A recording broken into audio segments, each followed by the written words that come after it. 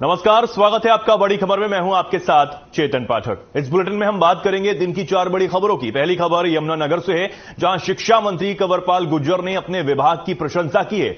दूसरी खबर फरीदाबाद से, जहां जननायक जनता पार्टी की नव संकल्प रैली का आयोजन किया गया। तीसरी खबर पलवल से है, जहां लद्दाख में जवानों का ट्रक हादसे का शिकार हुआ है, जिसमें पलवल का भी एक जवान शहीद हो गया। और चौथी खबर चरखी दादरी से है, जहां पुलिस ने अवैध शराब समेत 2 आरोपियों को गिरफ्तार किया है। तो ये 4 तस्वीरें आपके सामने, 4 बड़ी खबरें, जिनके बारे में हम एक एक कर बात करने वाले हैं। पहली खबर, स्कूल में शिक्षकों की कमी नहीं होगी, ये कंवरपाल गुर्जर की तरफ से कहा गया है। दूसरी खबर की हम बात करेंगे, जेजेपी की नव संकल्प रैली का आयोजन यहां पर हुआ। तीसरी खबर की हम बात करेंगे, लेह लद्दाख में जवानों की गाड़ी हादसे का शिकार हुई, जिसमें पलवल का भी एक जवान शहीद हुआ है। और चौथी खबर की हम बात करेंगे, अवैध शराब सहित 2 आरोपियों को पुलिस ने गिरफ्तार किया है। बड़ी कार्रवाई यहां पुलिस ने की है।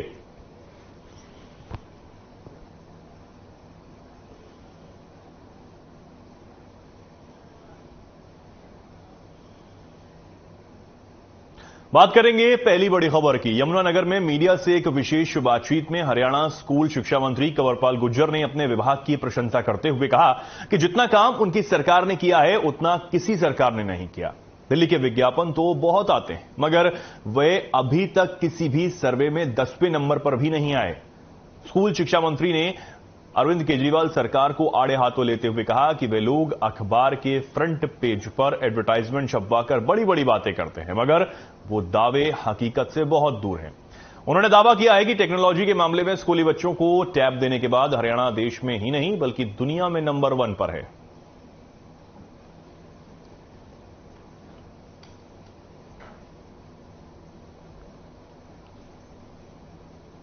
के लिए जितना काम हम कर रहे हैं, मैं समझता हूँ कोई नहीं कर रहा। दूसरा, न दिल्ली का कई बार आप बड़ा वो एडवर्टाइज करते हैं, अभी तक तो 10वें नंबर पे भी नहीं है। जितने सर्वे आज तक उसमें कहीं भी दिल्ली है नहीं, कहीं भी आज तक। लेकिन उनकी बातें बहुत बड़ी बड़ी है, क्योंकि रोजाना अखबार के फ्रंट पेज पे एडवर्टाइज छपवा देते हैं, वो कुछ नहीं। अब चाहे टेक्नोलॉजी के मामले में अगर टैब दिए ना, तो हम दुनिया में नंबर 1 है। हिंदुस्तान में नंबर 1 नहीं है, हम दुनिया में नंबर 1 है। किसी ने दिया, अभी हमें बाहर से भी निमंत्रण आया इसके बारे में।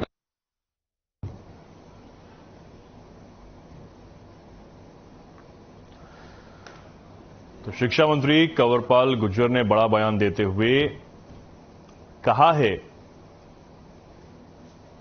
कि हरियाणा में जो उनकी सरकार ने शिक्षा के क्षेत्र में किया है, उससे पहले किसी सरकार ने ऐसा काम नहीं किया। साथ ही उन्होंने दिल्ली की अरविंद केजरीवाल सरकार पर भी जमकर निशाना साधा है। उन्होंने कहा कि वो सरकार सिर्फ अखबारों के फ्रंट पेज पर एडवर्टाइजमेंट लगाकर अपनी बातें करती है, बाकी जो भी उनकी हकीकत है वो कुछ भी दिखाई नहीं देती।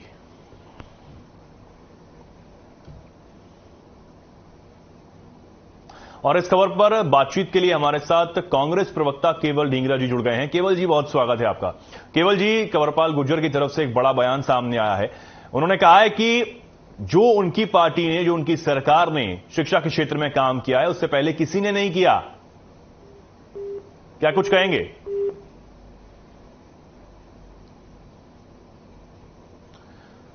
शायद उन तक हमारी आवाज पहुंच नहीं पा रही है। 3 महीने में 20,000 भर्तियां होंगी, ये बयान दिया गया है कंवरपाल गुर्जर की तरफ से। शिक्षा मंत्री हैं, उनकी तरफ से बड़ा बयान सामने आया है। शिक्षकों की कमी को भी फिलहाल उन्होंने स्वीकार किया है और इस पर काम हो रहा है, ये भी कहा गया है। इसी के साथ उन्होंने दिल्ली की सरकार पर भी जमकर निशाना साधा और कहा कि वो सरकार सिर्फ एडवर्टाइजमेंट पर ही काम करती है।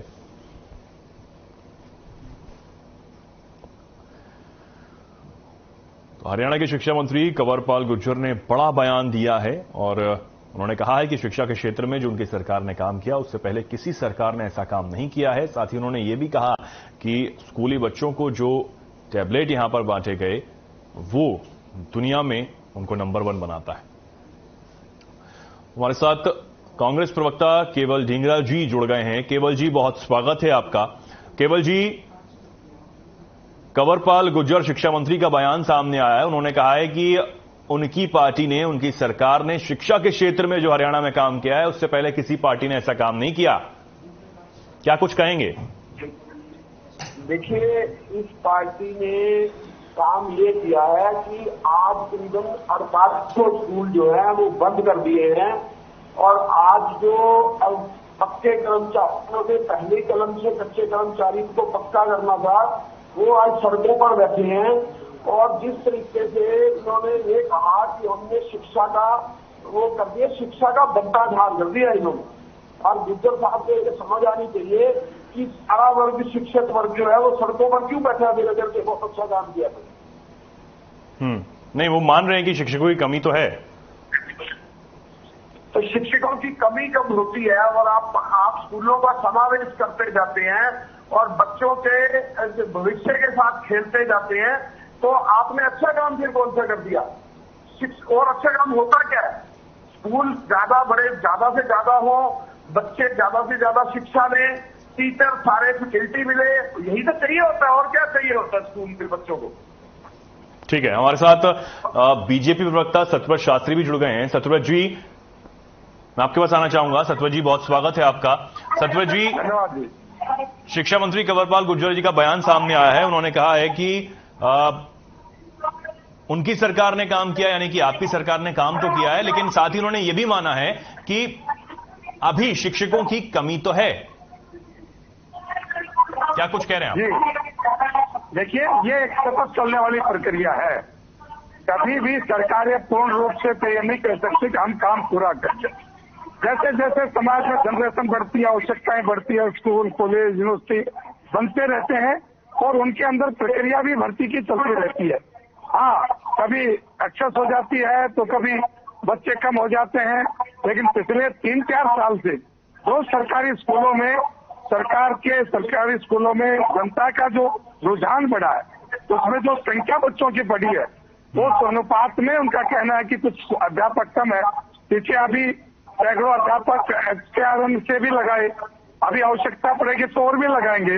अभी ट्रांसफर और ये क्या मैं हेलो जी हाँ, तो आवश्यकता के अनुसार समय समय पर इनकी भर्ती प्रक्रिया होती रहती है। अभी भी 3-4 भर्ती संस्कृत टीचर्स की, लेक्चरर्स की, बाकी की भी अभी पाइपलाइन में है, कोर्टों में है, किसी कारण से वो रह रही है।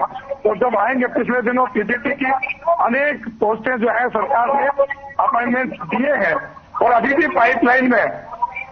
तो सरकार की ओर से कभी कोई कमी नहीं है, लेकिन समय समय पर इन चीजों में आगे बढ़ती रहती है, तो वो भी आवश्यकता होंगी उनको आगे बढ़ाने का, उसका उतना ही अभिप्राय मान लेते हैं। नहीं, हमारे साथ केवल ढींगरा जी भी जुड़े हुए हैं, कांग्रेस प्रवक्ता हैं। उन्होंने कहा कि अगर शिक्षकों की कमी शिक्षा मंत्री ने माना है तो फिर काम क्या किया है? किस बात को वो कह रहे हैं कि उनकी सरकार ने काम किया है? देखिए, केवल ढींगरा जी को एक बोलने के लिए बोलते हैं। मैं कह रहा हूँ वो ये कह दें कि आज हम सब कुछ कर दिया, तो वो अकेले को, वो भी अच्छी बात नहीं है, क्योंकि उन्होंने इस बात को स्वीकार किया कि काम हो रहा है। ऐसा नहीं है कि माइनस में था, काम हो रहा है, लेकिन कांग्रेस की तरह 100 नहीं कहते, हम जितना है उतना ही कहते हैं और काम की कमी हमेशा बनी रहती है। उसी के लिए सरकारें, उसी के लिए काम होता रहता है। ठीक है, बहुत धन्यवाद सत्यव्रत शास्त्री जी आपका हमारे साथ जुड़ने के लिए। साथ ही केवल ढींगरा जी, आपका भी बहुत धन्यवाद हमारे साथ जुड़ने के लिए।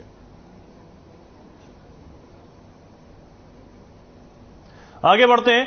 फरीदाबाद के मोहना गांव में जननायक जनता पार्टी की नव संकल्प रैली का आयोजन किया गया। आयोजन में प्रदेश के उप मुख्यमंत्री दुष्यंत चौटाला, जननायक जनता पार्टी के राष्ट्रीय अध्यक्ष अजय सिंह चौटाला और प्रदेश अध्यक्ष निशांत सिंह सहित पार्टी के तमाम नेता फरीदाबाद मोहन के आजाद मंडी में उपस्थित हैं। आपको बता दें कि 2024 के लोकसभा और विधानसभा चुनाव की तैयारियों को लेकर पार्टी ये रैली कर रही है। तो जननायक जनता पार्टी की तरफ से नव संकल्प रैली का आयोजन हुआ है। उप मुख्यमंत्री दुष्यंत चौटाला इस रैली में शामिल हुए, साथ ही अजय सिंह चौटाला भी इस रैली में शामिल हुए। 2024 की तैयारियों को लेकर यहां ये जो रैली है उसका आयोजन किया गया है।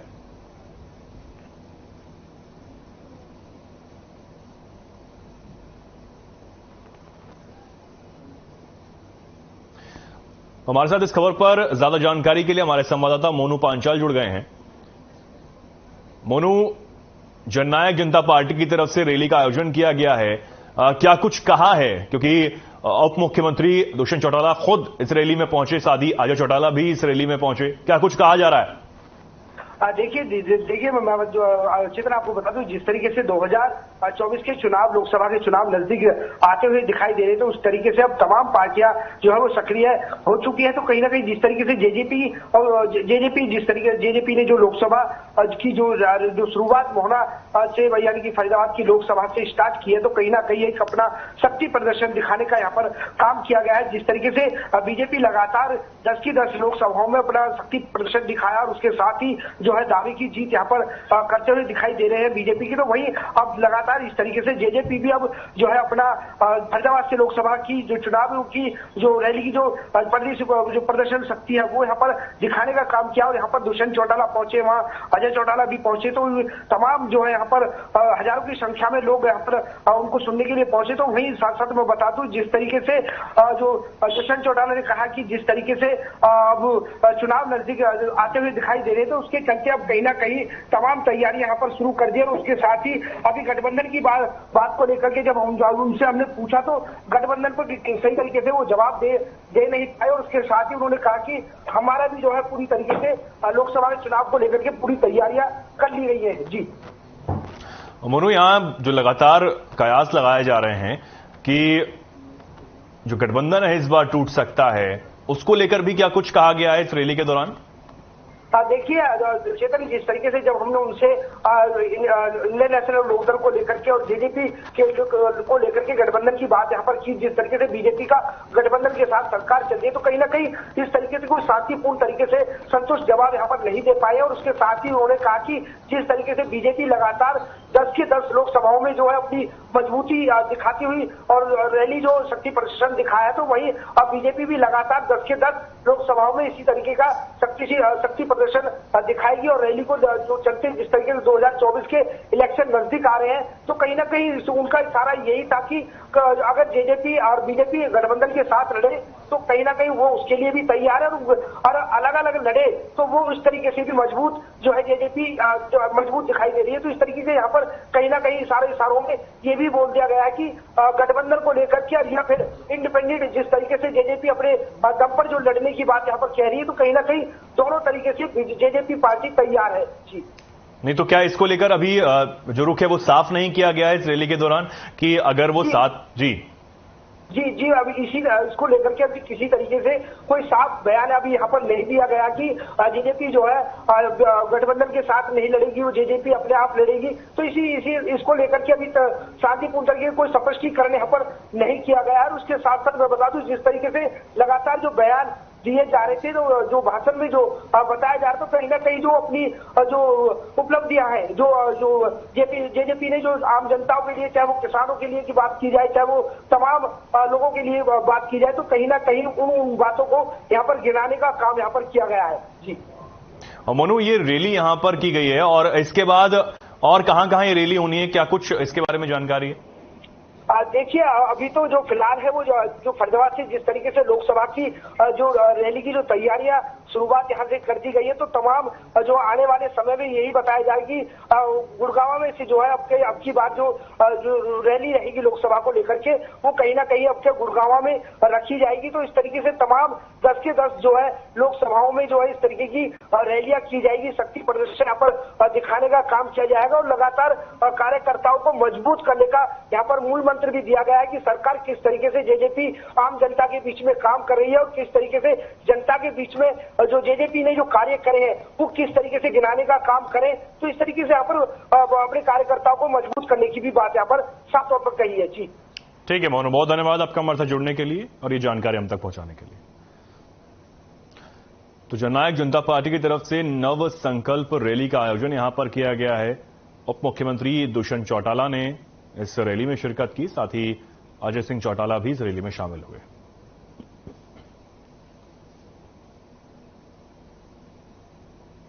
फरीदाबाद लोकसभा क्षेत्र के और पृथला हल्के के सभी साथियों को बधाई देता हूं किए उनने। आज जन संकल्प हमारी इस रैली का जो फरीदाबाद लोकसभा क्षेत्र की रैली थी उसमें जो जोश दिखाया है ये पूर्ण पार्टी की संगठन की ताकत को बढ़ाने का। आगे बढ़ते हैं। लद्दाख में शनिवार को सेना का एक ट्रक 60 फीट गहरी खाई में जा गिरा, जिसमें 9 जवान शहीद हो गए। शहीद हुए जवानों में पलवल का भी एक जवान शामिल था। शहीद लांस नायक मनमोहन सिंह पलवल के गांव बहीन का रहने वाला था। सेना के 5 वाहनों का काफिला लेह से लद्दाख के क्यारी के लिए निकला था। सभी जवान सेना के डिविजनल हेडक्वार्टर जा रहे थे। उसी दौरान यह हादसा हो गया। मनमोहन सिंह की शहादत से पूरे जिले में गमगीन माहौल है।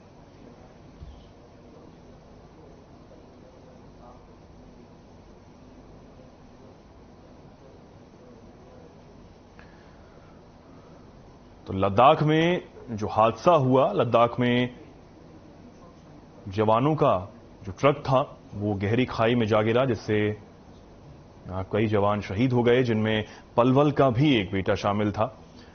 गांव बहीन का जो मनमोहन सिंह है वो रहने वाले थे। लांस नायक पद पर वो तैनात थे, जो अब इस दुनिया में नहीं रहे। उनकी शहादत हो गई। आपको बता दें कि लद्दाख में जवानों का ट्रक गहरी खाई में जा गिरा, जिसमें कई जवान शहीद हो गए और उनमें गांव बहीन पलवल का रहने वाले मनमोहन सिंह भी थे।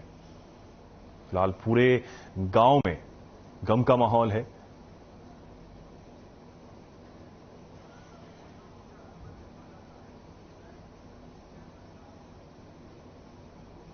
और इस खबर पर ज्यादा जानकारी के लिए हमारे साथ हमारे संवाददाता प्रवीण आहूजा जुड़ गए हैं। प्रवीण, एक बहुत ही दुखद खबर जिसको बताते हुए आज मुझे भी बहुत दुख हो रहा है, और क्योंकि आप वहां पर हैं, आपने शायद उनके परिवार वालों से भी बातचीत की होगी। क्या कुछ कहना है, क्या कुछ माहौल है? जी चेतन, मैं बता देना चाहता हूं कि लद्दाख में जो 9 जवान हमारे जो शहीद हुए हैं, शहादत पाई है जिन्होंने, उनमें से पलवल जिले के गांव बहीन का एक मनमोहन सिंह जो कि मौके पर जो शहीद हुआ था, उसको लेकर आज पूरे बहीन गांव में गम का माहौल है। पूरे गांव में उस बच्चे को लेकर आज जो लोग उसको याद कर रहे हैं कि उस व्यक्ति के बारे में जो बताया जा रहा है कि उसमें शुरू से देश के प्रति जो लगन थी, जो भावना थी, उसका अड़ोस पड़ोस के तमाम उसके साथियों का भी यही कहना है कि वो शुरू से मेहनत करता था। उसके पिता ने उसको मेहनत करके इतना पढ़ा लिखा कर उसको सन 2017 में इसको फौज में भर्ती कराया था। तमाम जो उसके साथ के साथी हैं आज उसको याद करते हुए रोते हुए बता रहे थे कि जो आज जो उनके साथियों के बीच में जो उनका भाई, उनका मोहल्ले का बच्चा, उनका गांव का बच्चा जो यहाँ से चला गया आज इस दुनिया में से, उनका कहना है कि वो इतना हंसमुख था और दिन रात उसके दिमाग में एक ही बात रहती थी कि मैं फौज में जाकर देश की रक्षा करना चाहता हूं और देश के प्रति समर्पित होना चाहता हूं। यही उसकी भावना थी जिसको लेकर उसके परिवार के लोग हमेशा भी उसका साथ देते रहते थे। आज उसके परिवार में उसके पिता है, उसकी माता है और वो 3 बहनों का एक इकलौता भाई है। और सबसे बड़ी बात है कि उसके पिता जो अपने आज भी होटल के क्षेत्र में वहां एक दुकान चलाते हैं, उस दुकान से जो भी आजीविका मिलती थी, जो मेहनत मिलती थी, उसी मेहनत से उसके पिता ने उसे पढ़ाया लिखाया और 2017 में उसे फौज में भर्ती कराया था। और उसके पिता जो है वो भी बताते हैं कि जब भी सुबह सैर के लिए निकला करता था, योग के लिए निकला करता था, तो उसके पिता और माता ने भी उसको पूरा सहयोग दिया, क्योंकि उसके मन में देश के प्रति जो भावना थी कि वो देश के लिए कुछ करना चाहता है, इसके लिए पूरा परिवार उसके साथ हमेशा तन मन धन से उसका सहयोग करता था। लेकिन आज बड़ा दुख का विषय है कि तमाम पूरे गांव में आज पूरा गम का माहौल है। जहां भी हम गए हैं, जहां लोगों से बातचीत कर उनकी आंखें नम हो गई है, बेहद उनके मन बड़े जो है उनके जो रूठे हुए मन से वो लोग बता रहे थे कि आज उनके अपने गांव का बच्चा, उनका भाई, उनका साथी जो हमेशा उनके साथ रहा करता, आज वो चला गया। और उसकी शहादत को याद करते हुए तमाम जिला प्रशासन के जो अधिकारी हैं वो तमाम वहां पर पहुंच रहे हैं और उम्मीद तो यही थी कि आज शाम तक शायद उसके पार्थिव शरीर को लद्दाख से लाया जाएगा, लेकिन अब सूचना मिल पा रही है या तो देर रात्रि या कल प्रातः उसके पार्थिव शरीर को यहाँ लाया जाएगा, जहाँ राजकीय सम्मान के साथ उसे अंत्येष्टि भी की जाएगी। जी प्रवीण, आपने बताया कि किस तरीके से उनके परिवार में या उनके गांव मोहल्लों में किस तरीके से गम का माहौल है। बिल्कुल सही बात है कि किस तरीके से जो चाहे वो मनमोहन सिंह हो या सेना का कोई भी जवान हो, वो हमारे दिलों में बसता है, वो देश के बेटे हैं, देश के जवान हैं। लेकिन आपने बताया कि जो उनका पार्थिव शरीर है वो कल तक शायद पहुंच पाएगा उनके गांव। क्या मैं सही कह रहा हूं प्रवीण? जी बिल्कुल ठीक कह रहे हैं, क्योंकि लद्दाख यहाँ से बहुत दूर है और जो सेना की जो प्रक्रिया है उसमें भी समय लगता है, और वो प्रक्रिया पूर्ण होने के बाद उसके पार्थिव शरीर को दिल्ली लाया जाएगा। दिल्ली लाने के बाद फिर उसे हरियाणा के पलवल जिले में लाया जाएगा। समय थोड़ा लग सकता है, लेकिन उसके जो गांव के जो साथी हैं, जो उनके जो हमेशा उसके साथ रहने वाले, उसके साथ खेलने वाले, जिन्होंने अपना पूरा वक्त उसके साथ गुजारा है, आज वो पूरे जी से कहते हैं कि उनका मन भी टूटा हुआ है और उनका कहना है कि वो आज हमारे बीच यही है, लेकिन वो देश के लिए समर्पित हुआ है, लेकिन वो उनके बीच ही है। उसकी याद करते हुए रो पड़ते हैं और यही हाल उनके परिवार का है, जो उसकी बहनें हैं, वो भी उसको बार बार उसको याद कर करके वो रो रही हैं और काफी परेशान हैं कि उनका एक ही भाई था जो इस दुनिया में आज वो चला गया, और उसको लेकर अब जो है उसके पार्थिव शरीर की इंतजारी हो रही है, ताकि उसे जो पूरे संस्कार के साथ उसको आगे अंत्येष्टि भी की जाएगी। जी प्रवीण, आपने बताया कि उनका हमेशा से यही सपना था कि वो सेना में जाएं और देश की सेवा करें। क्या उनके परिवार में कोई और भी पहले से सेना में रह चुका है या सेना में है? जी, उनके परिवार में तो ऐसा कोई भी ऐसा नहीं है, लेकिन ये पहला बच्चा है जिसके मन में लगन थी, जो चाहता था कि मैं कुछ करूं। ये बहुत एक गरीब परिवार के लोग हैं, इनके पास खेती बाड़ी का साधन नहीं है, लेकिन अब दुख का विषय ये है कि कहीं ना कहीं सरकार को भी इसमें कहीं ना कहीं उनके परिवार को मदद के लिए आगे आना पड़ेगा, क्योंकि उनके पास अब घर में खाने कमाने के लिए कोई उचित साधन नहीं है, क्योंकि उसके जो पिता हैं वो बेहद बुजुर्ग है और वो घड़ी बनाने का काम करते हैं। होटल में छोटी सी दुकान के बाहर बैठ के जो वो काम करते हैं, लेकिन उनके पास अब साधन नहीं रहा, क्योंकि यही एक बेटा था जो पूरे परिवार को चलाता। लेकिन वो अलग बात है कि तीनों बहनें भी शादी हो गई है, लेकिन अब परिवार को चलाने के लिए उनके पास अब कोई साधन नहीं रहा, क्योंकि उनके खुद पिता बहुत बुजुर्ग है। तो इसमें कहीं ना कहीं सरकार को पूरी भरपूर मदद भी करनी चाहिए और उनको इस मामले में संज्ञान भी लेना चाहिए। जी बिल्कुल प्रवीण, बहुत धन्यवाद आपका हमारे से जुड़ने के लिए, ये जानकारी हम तक पहुंचाने के लिए। और हमारी तरफ से भी मनमोहन सिंह और जितने भी जवान इस हादसे में शहीद हुए हैं, हम सबकी ओर से उन्हें नमन, श्रद्धांजलि।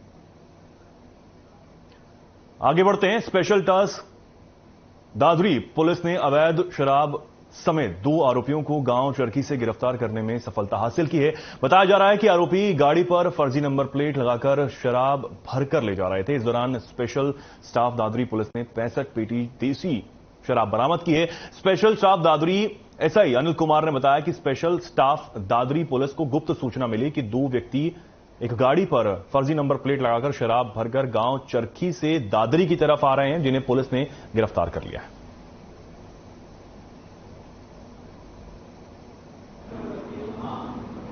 एक फॉर्चूनर गाड़ी में चरखी गांव से अवैध शराब भरकर दादरी की तरफ आने की सूचना मिली थी।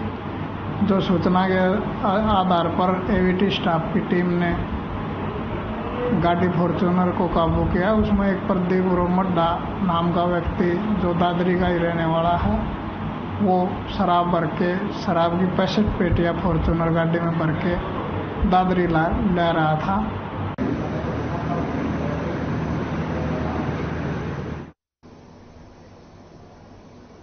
फिलहाल के लिए खबरों में इतना ही। नमस्कार।